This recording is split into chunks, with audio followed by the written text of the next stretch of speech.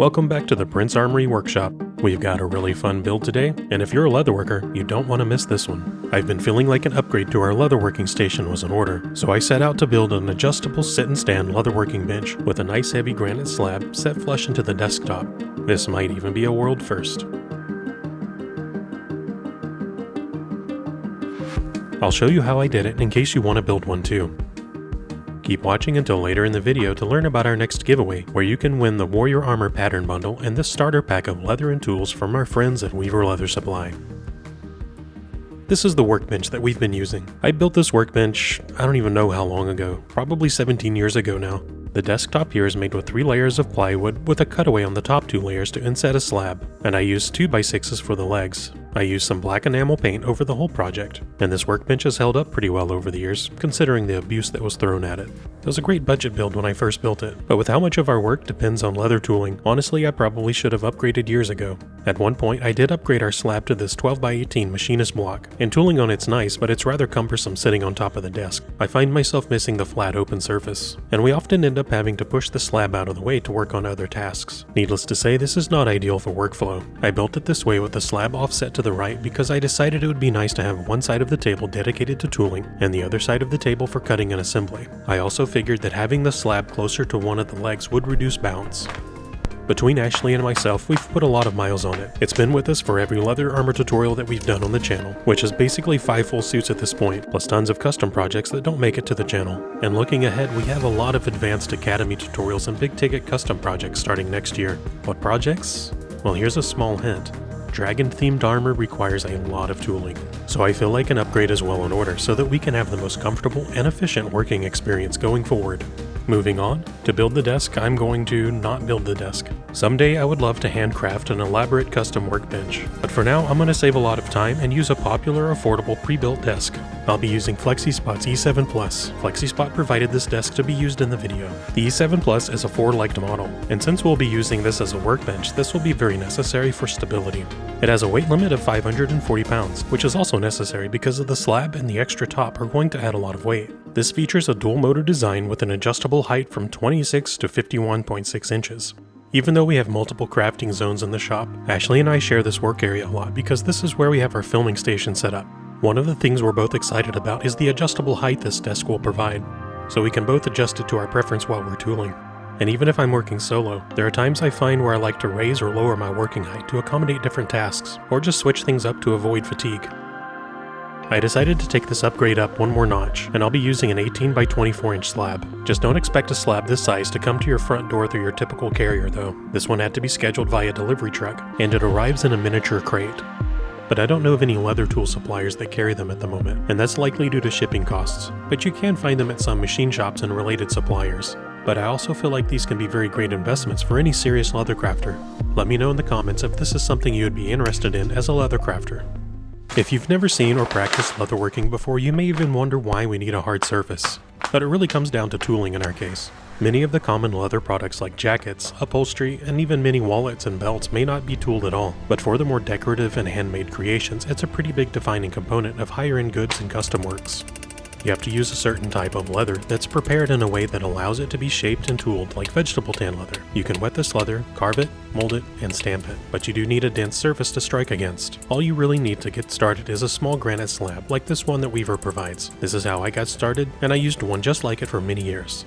You can also keep an eye out for the cutouts from installing sinks into granite countertops. These are fine to get started, but they will break after a while because they're usually made from thinner material, and they're not designed for constant impact. But it can be a good way to get rolling for free. And once you're invested into the craft, I suggest trying out a machinist granite surface plate. I've been using these thicker 12x18 slabs for a number of years now, and they're very nice to tool on.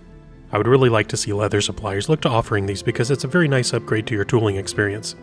And for this build, I'm going to use 2 identical desktops. They have many options available, but I chose the solid wood with black walnut texture. You can make this in any size you want, but in my case I'm using 72 inches by 30 inches. Now we can move on to showing you how I prepared the tabletop, aka cutting a rectangle. I've taped and marked the dimensions of the cut, and I've clamped down a T-square to serve as a cutting guide. I'll be using this old DeWalt circular saw with batteries that are definitely charged and ready to go. Or not. Okay, we'll just swap in another battery and we'll be off to the races. Or not. Okay, well, Let's charge them up again. I know I charged them since I used them last, but to be fair, I've had these tools for a long time and I've got some good use out of them, but these batteries may be past their prime. But I know battery technology is always improving, and it may be a good time to take a look at updating some of our cordless tools. What brands do you guys think we should look at? I'll be doing a full studio tour series on our second channel before long, so make sure you're subscribed there too if you'd like to see more behind the scenes content. I did get a little bit of tear out against the grain when cutting on the right side, nothing major though. If you want to prevent tear out, there are a couple things you can do. First is to raise your blade up to make a beauty cut just to score the top. Another thing that could have prevented tear out is to just have cut from the other side. The cuts on the underside are very clean, but these tabletops come with one side pre-drilled for mounting the legs, so I can't just flip it over and use the other side in this case. Then you can lower the blade back down and cut normally. And yes, I did in fact use masking tape to hold the end of the T-square down to make quick work of this cut. Don't judge me. This is also easier with a track saw with plunge capabilities, but you know how it goes, work with what you got. I do actually plan to upgrade our woodworking tools soon and to renovate the shop, because sometime next year we'll be adding some woodworking projects to our Academy content lineup. We have a lot of fun builds planned, and we'll be teaching you how you can make things like wooden shields, armor stands, display cases, and a whole lot more.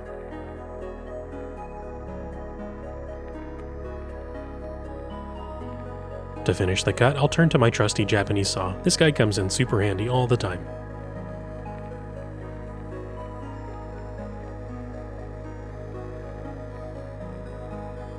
Speaking of handy, I'm also a huge fan of these quick release hand grip clamps from Bessie. These also get a lot of use around the shop.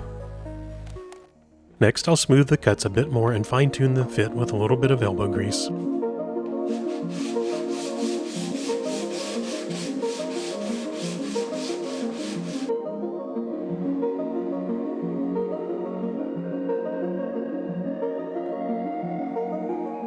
I want a snug fit, but checking the fit here, it looks like this right side is a little bit too tight. So I'll bring out the Milwaukee sander and sand it down a bit more.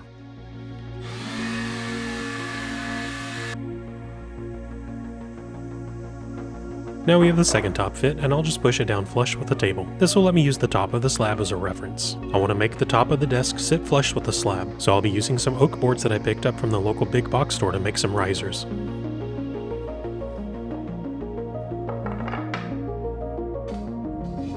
Okay, so the fit here is good, but on second thought, I'm thinking I'll most likely end up wanting to cover the tabletop with a cutting mat at some point. So I need to get the slab to sit just a little bit higher than the desktop for now, so I need to make these risers just a little shorter. Before moving on, I'll add a very slight chamfer with a router to keep the edges clean. And I'll touch up the corners with a chisel.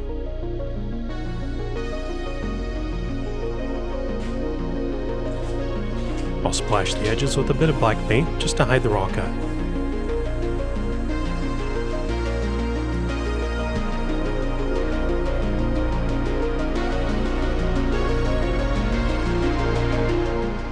I bought the hardware I would need to build a couple of drawers, but I think I'm actually liking the open cubby. I think I'll wait to make up my mind after using it for a couple of weeks.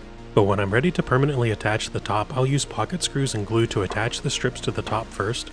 Then I'll just screw from underneath and attach the lower table to the strips. It's already sturdy as is, but that will lock things into place and firm up the desk even more. What you are seeing here is our main filming area where we have a lot of fixed cameras and lights set up. This makes recording tutorials a lot more convenient. Our studio has many separate zones, but this area is the one we use the most for filming our crafting tutorials. This is how we currently have our main filming area set up for our crafting tutorials. There's still a lot that I would like to do in this area. If you'd like to see more behind the scenes content as we gradually renovate and upgrade our studio, I'm starting a second channel where you'll be able to see more builds just like this one. If you made it this far in the video, I have a question for you. Do you think I should add this old desk to a future giveaway? Well, here we are. It's time to say goodbye to the old desk. We had a good run, but it's time for something new.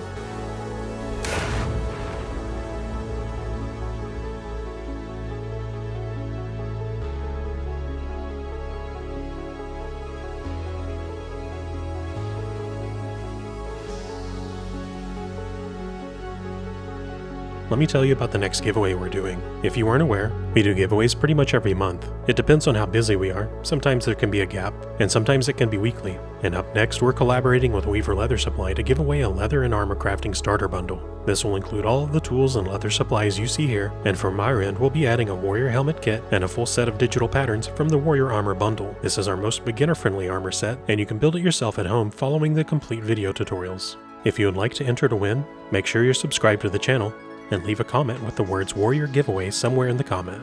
And keep an eye out for the next video for more details and entry points. We'll be demonstrating all of these tools there, and you can learn more about the giveaway. So what are my final thoughts on this desk?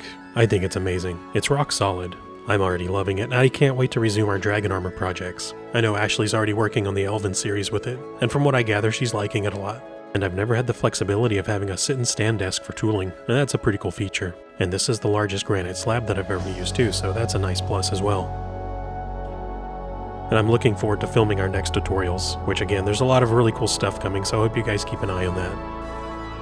Thanks to Flexispot for providing the desk in this video. I'll leave some links in the description if you decide to try building a workbench like this, or you can always just start with the workbench and add a nice slab on top if you don't feel comfortable doing the cutaway and risers. You'll be seeing this desk a lot in future tutorials.